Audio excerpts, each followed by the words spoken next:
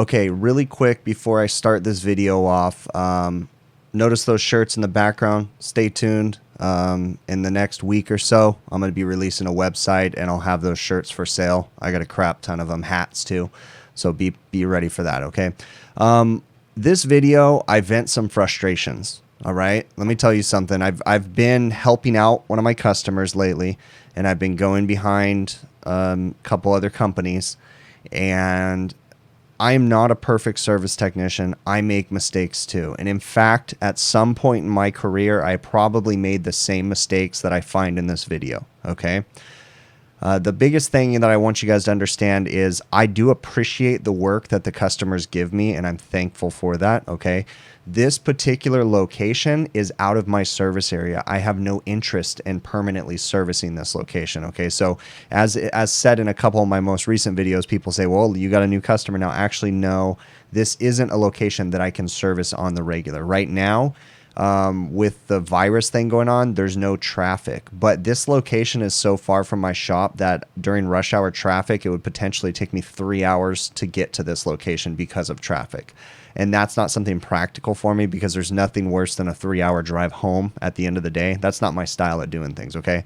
But also, to give perspective, this call came in on a Friday afternoon, and no big deal. You know, I went out there and took care of it. In the middle of this call, I don't know if you guys can see the attitude change in the middle of this video, is when they called me out, right? So I'm at this call right now working on a walk-in cooler, a walk-in freezer. They actually asked me to work on some reach-ins too, but I told them no, I'll come back for those, okay?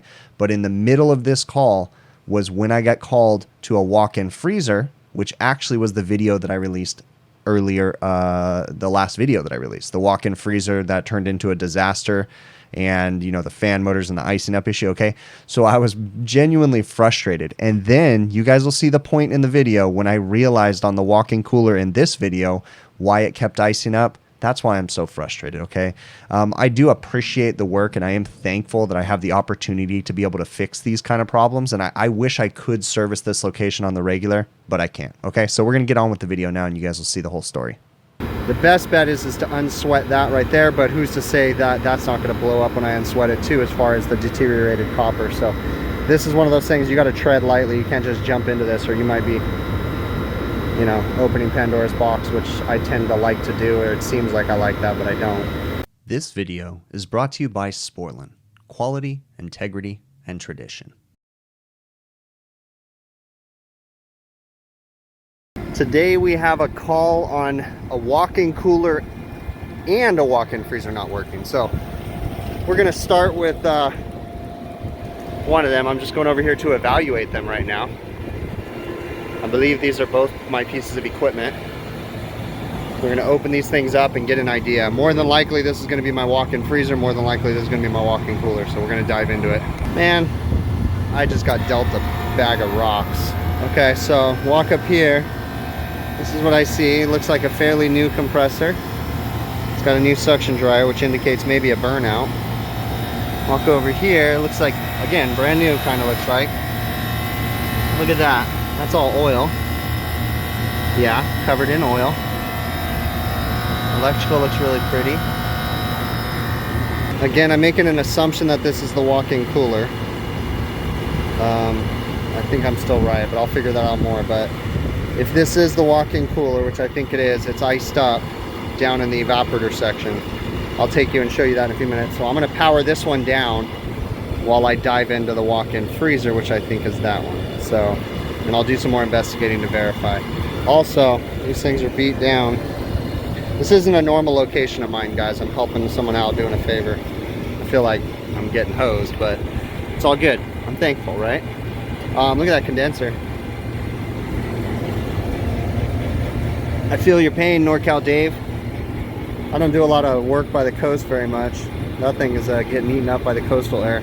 But you got to give it credit. That's an original Masterbuilt unit from probably 1992. It's lasted through the test of time.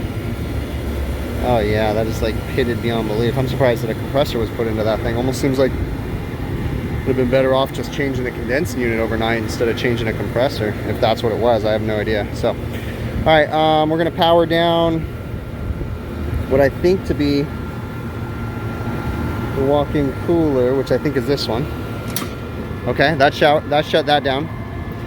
And I'm gonna go get some service gauges, and then we need to verify that this is in fact the walk-in freezer, and I'll label them too once I get it figured out. All right, and this thing's cycling on and off, and we got a bad condenser fan motor. It's locked up. Okay, but I still need to go get some service gauges. But yeah, this is our walk-in freezer from some diagnosis, and that is our walk-in cooler. So walk-in cooler is defrosting while I get the walk-in freezer up and running. But the walk-in freezer also has a refrigerant leak right here. So I'll have to get to the bottom of that. Oh, it looks like it might even have one down here too. Looks like it's got multiple leaks. I don't know. Fun stuff, right? Always on a Friday night or Friday afternoon. I haven't even put my gauges on the unit, but I know that we have a bad condenser fan motor, so I'm going to take that off. But this is a really old Tecumseh condenser unit, and you look in there, you use the little 1/4-inch square chinguses to hold it on as a set screw. So I usually grab an extension with a flex adapter on the end. I know that if you get the right like 10-point socket or whatever, you can fit it on there, but I couldn't find it for whatever reason. So you just put this in on backwards and very carefully grab this guy with channel locks, or what I did was used a 1/4-inch, and that fits right in there. And then basically just unscrew those guys. Pretty sure I got this guy loose. Yeah, there you go. So, and they've, you think that they put it on backwards, but they didn't. The old Tecumseh motors, they used to run them backwards like that. So, all right, I'm gonna change this fan motor out. If you guys don't already, pick yourself up a Fasco 9721. They're very versatile motors, and they usually get the job done. Hopefully I can fit it in there. I think I can, and that'll usually replace majority of the fan motors out there, especially these old. I think this is a D471 or something like that, if I remember right. We used to use these all the time. Yeah, D417 is the part number. Used to be a super common fan motor we used to stock, but that 9721 has since replaced it.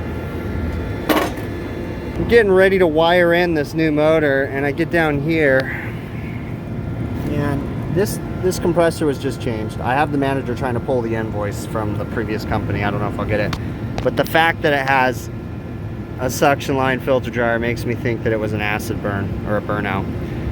And it's a 3-phase compressor, okay? But we come down here and got a single-phase contactor. Okay, it's doable, but I mean, this contactor I can tell wasn't changed when they changed the compressor. And the terminals are burnt, so it's got bad poor connection, overheating. Man, it's a mess. If you look at this refrigerant leak down here, it's jacked up right there, but if you come up here, like, this copper's really pitted out. So to be honest with you, the only repair is probably going to be to unsweat this fitting right here, and it's going to be sketchy, but I can probably do it, and then just redo that whole section down there.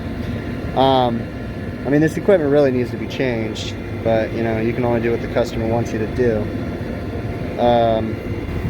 I want to do a lot of work here, but it's also Friday afternoon, and I don't want to get involved in a giant cluster F, so I'm probably going to get this operational and then get the customer some pictures and see how they want to go about it.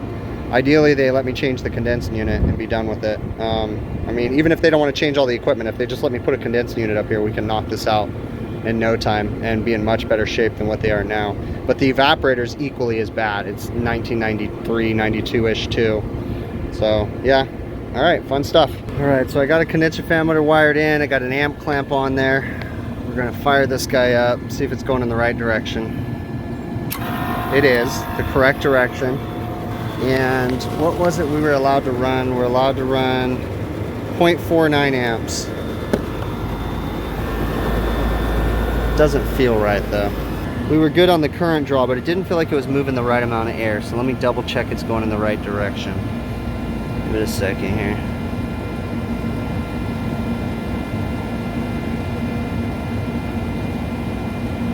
It's going in the right direction.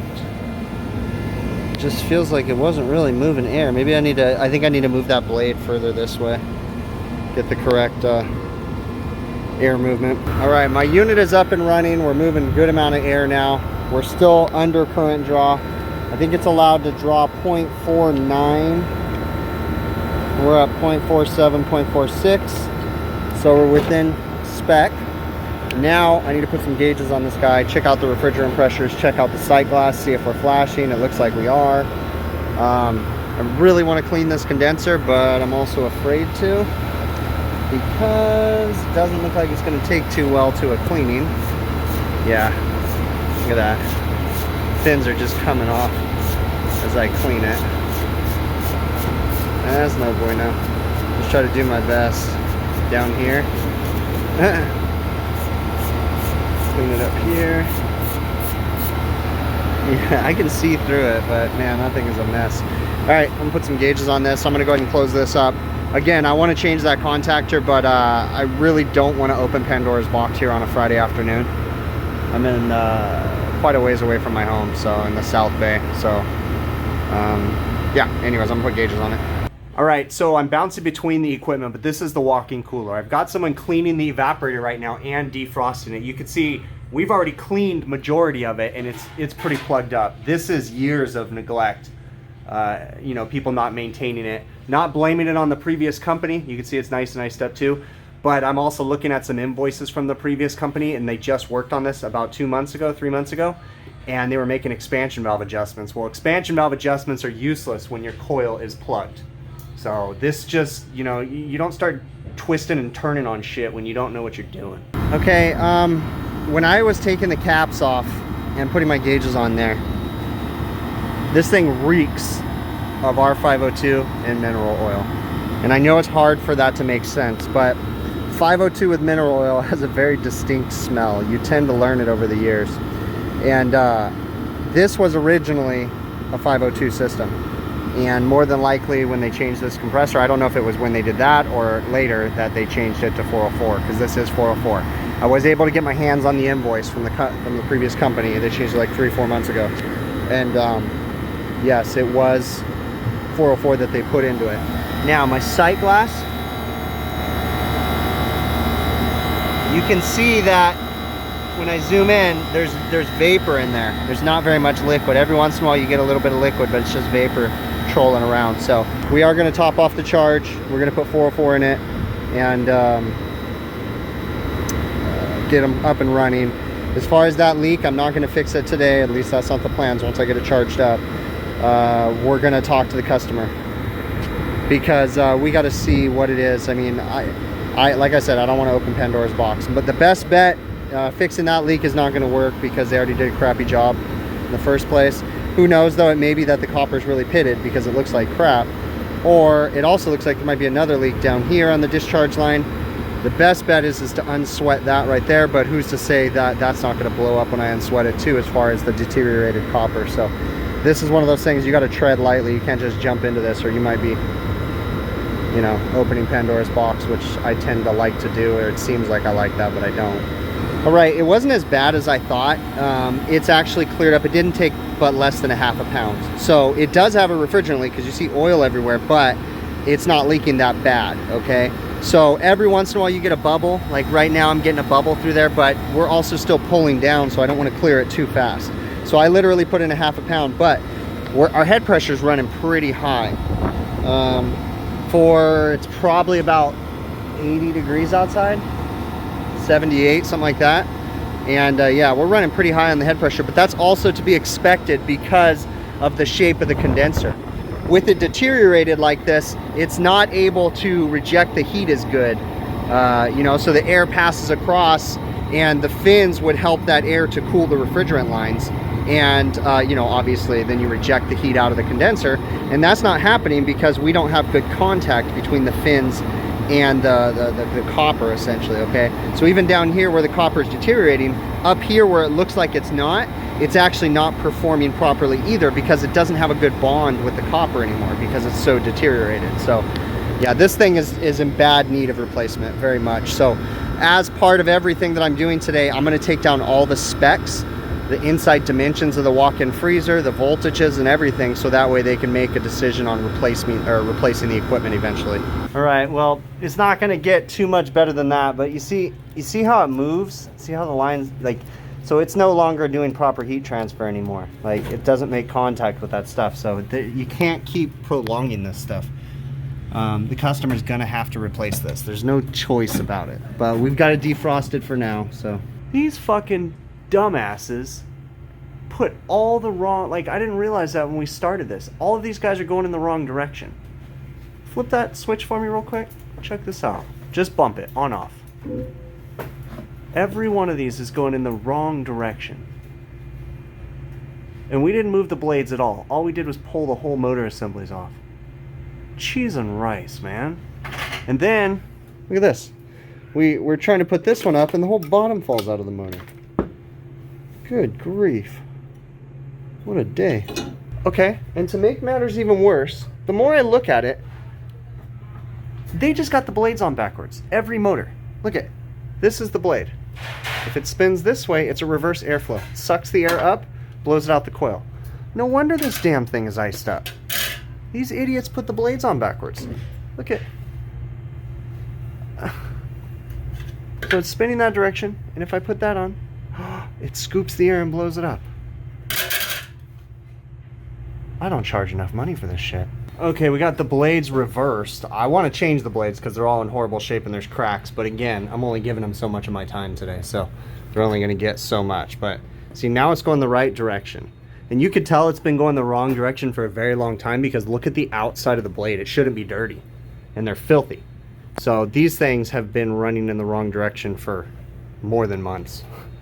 And you can tell that the previous company has had a hard time because they've got the thermostat inserted in the coil, and usually people only do that when they're having freeze-up problems. And then looking at their invoices, I'm seeing they were having a lot of freeze-up problems too. Go ahead and bump it real quick, or go ahead and leave them on. This one's cracked, but we were able to straighten it out. Now we can actually feel air blowing out of the coil. Now, I've already told the customer too though, that this, like, they need to change this equipment. This is literally gonna get them through, but yeah, so at least we're operational. Okay, I just turned this equipment on the roof. We just got done defrosting and putting all the stuff together. Sounds like we have a fan motor going bad, but it's running at the moment. Let's see what the sight glass looks like. Sight glass is clear.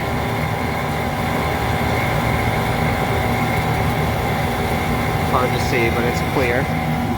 Refrigerant pressures are extremely low though, and it is not 404A. Although it is cooling off outside. This is R22. So I would say it's about 68, 78, 80. Yeah, I guess that's about right. It's about 68 degrees outside right now.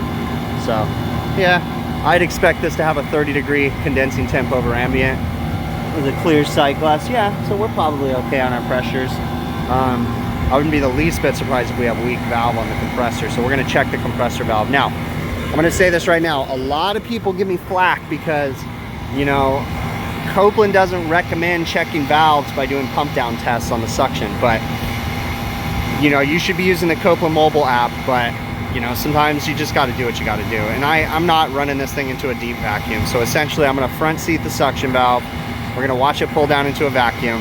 Yeah, if you get about 5 PSI, anywhere from 5 to 10 PSI in a, what would that be? -5, -10, or 10 HG or whatever it is. But and then you want to shut it off, and it should hold and it shouldn't rise. Okay, you're not supposed to run a compressor in a vacuum, I know that, but we're gonna be fine. All right, so I front seated the valve. It pulled down to -12, -11, and shut down. So now we're gonna bypass the low pressure control. I need to pull the cover off of it. Or actually I can probably just get in here and push in the contactor and run it until it goes into a vacuum, and then we'll finish the test. My gosh, stuff by the ocean is all corroded. Okay.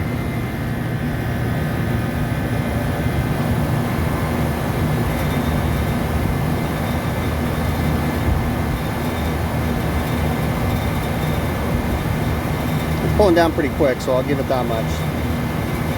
Usually if it pulls down this quick, it's doing okay. All right, we'll pull to -5. Now, I already released it, and it is rising, but not bad. Usually if it's a bad suction read, it'll go whoosh and go high, and you can grab the suction line and it'll be hot.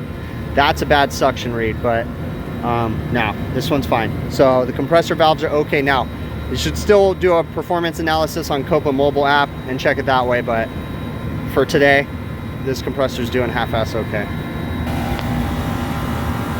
I did a quick voltage drop test across the contactor, you know, just because it just looks like junk. It's fine. There's lots of problems with this condensed unit too. The fan motors are because of the frame rate, so chill out. Yeah, this thing's just corroded, the rotor lock. I'd be afraid to try to undo that rotor lock. The thing will just disintegrate. Sight glass is still clear. Refrigerant pressures are okay. So condenser fan motor on the left, I heard it when I started it up, was running funny.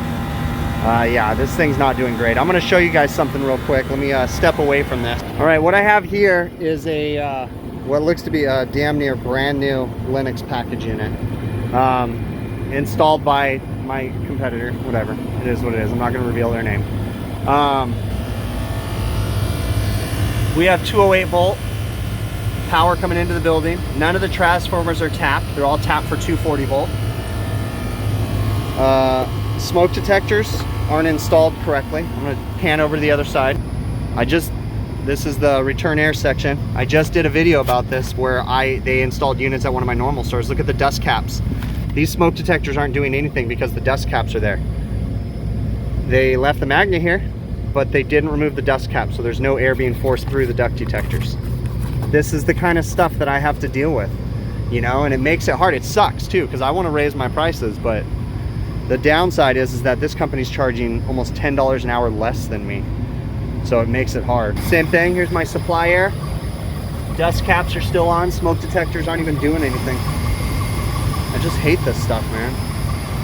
The sad thing is I know a bunch of guys from that company that watch these videos. You guys probably recognize this equipment because you probably installed it. I'm not perfect, guys. I really am not. I make mistakes all the time, but you see what I'm finding at the store. This is ridiculous. All right, so we've got about 39-degree return air in here right now, so it's getting cold. I'm frustrated because, you know, they've got it set for 24-degree coil temp with their crap, and I really don't want to mess with it because I really don't want to be here all night trying to play with it. What's their differential at, I wonder? Let's change the set point. Offset, ASD, differential, 12-degree differential. So 24, 36, okay. Yeah, that's a weird cut-in temperature, I guess, yeah. Huh, all right, well, I think it's okay. I'm gonna leave it alone. We're gonna get this panel clipped on right there, and yeah, we're gonna talk to them about replacing this. This is really far from my office. This is actually out of my service area. So I don't even know if I want this work, to be honest with you. So we'll see. All right, and their walk-in freezer is running. There's no abnormal ice patterns. It's just a normal freezer coil, but it is beat down. Original equipment, not in good shape. We're gonna talk to them about replacing this too. Okay, you know, I mean, these calls, they can be frustrating, and I am human, guys. I'm not perfect. I don't always have this happy-go-lucky attitude. I got frustrated. I used some language. I'm human, right? This one, we had a service call on a walk-in freezer, a walk-in cooler, and like I said in the beginning of the video, a couple reach-in coolers, okay? I knew right when I got to the location, I told the customer, look, reach-in coolers aren't happening. It was Friday afternoon. We're going on walk-in cooler, walk-in freezer, you know, and then I'll come back for the reach-in coolers. And I did end up going back. I went out there later, actually, yeah, like a week later, I went out there for the reach-in coolers. So on this one right here, walk-in cooler was iced up. Customer told me they've been having a lot of problems. I asked them for invoices. They showed me all the invoices from the previous company, and it was like, oh boy, what did I get involved in? You know, but we unraveled everything. We kind of figured it out. The equipment needs to be replaced. There's no ifs, ands, or buts about that for the walk-in cooler and walk-in freezer. But there's some things that were done by a previous company, and it's like, what are you guys doing here? You know, you could tell they were reaching for the stars, trying to figure out an icing up problem. Well, maybe if you put the fan blades on right, you'll solve your icing up problem, okay? It's not that hard. I'll also tell you that after I cleaned that coil, or had my other technician, you know, do our best to clean the coil, and we put the fan blades on the right direction, I went back there a week and a half later, and we don't have an icing issue anymore. And apparently the customer told me they were having an icing up issue every couple days, okay? I mean, it's not that hard to figure out. Air moves in a certain direction, and if you put the wrong fan blade on, it's not going to move the air correctly. It's going to go too slow. You're going to have iced up coils, okay? I'm going to calm down about that one, okay? Again, I'm thankful that I get this work. It's just sometimes it gets you at a really frustrating time, you know? And like I said in the beginning of the video, it was about that point that I had just gotten a service call to the other location for the walk-in freezer. And so I was like, oh my gosh, I'm never going to get home. And I was scheduled to be on the HVAC overtime show, the live stream. And I remember I was messaging everybody saying it's not happening. And, you know, anyways, long story. Walk-in freezer had a bad condenser fan motor.